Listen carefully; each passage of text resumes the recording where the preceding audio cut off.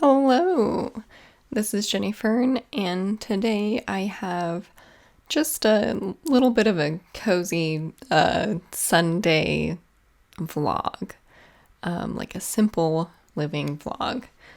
So I started my day, well, the real start to my day is taking out my dog and feeding the kitten. Her name is Pebble, she's new, and feeding my cat and making sure everybody's fed, and then I can get coffee for myself and feed myself.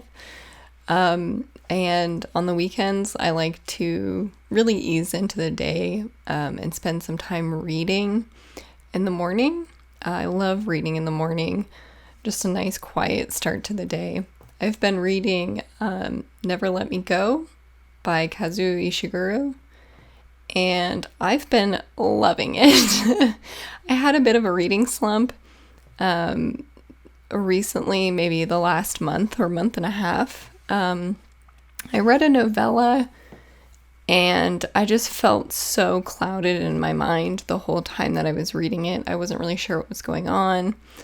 And then I read Heart of Darkness, which is a reread. I absolutely loved Heart of Darkness when I read it the first time. And I actually have an annotated version of it because I had to annotate it for my AP English class. And so it was a very interesting experience seeing old annotations from myself. But anyway, I read Heart of Darkness, which was a little bit too much for me at the time. I really didn't have a lot of brain power and focus to put into it. So that didn't do much for me. And it took me a very long time, even though it's a very short story. So that was kind of disappointing. Then I was able to read The Secret Sharer, which is like the companion novella to Heart of Darkness in the book that I have. They're both by Joseph Conrad. So I read that and I loved it. I thought it was, just a weird, compelling story. So after that, I felt kind of back on the horse, and now reading Never Let Me Go, I feel fully on the reading train. So the other thing I've been spending a lot of my time doing, and this is generally just a lot of my evenings and a lot of my weekends, is doing gardening. It's been a huge thing in my life recently, and I've really been trying to provide food for us during this time, and flowers.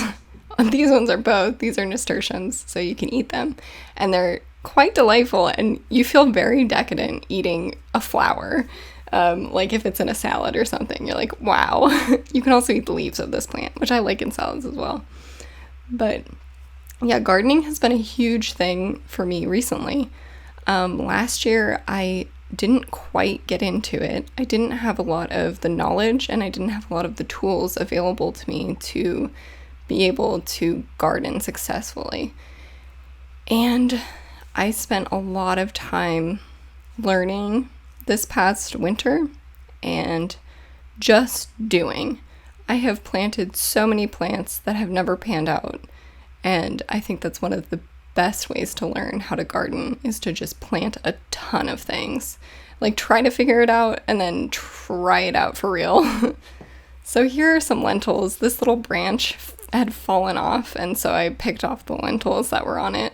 I've been having a blast with lentils. And then I decided to make a little salad for dinner using a bunch of the greens that I'd picked from the garden. So this is cabbage, and you'll see some other different types of greens throughout this. And while I was making this salad, Matt made some mashed potatoes with this huge potato harvest that I did. I had planted these potatoes right when we first moved in, and I had no idea what I was doing. We had these potatoes that were starting to grow in our pantry, and so I was like, let me put these in the ground. And they were so successful.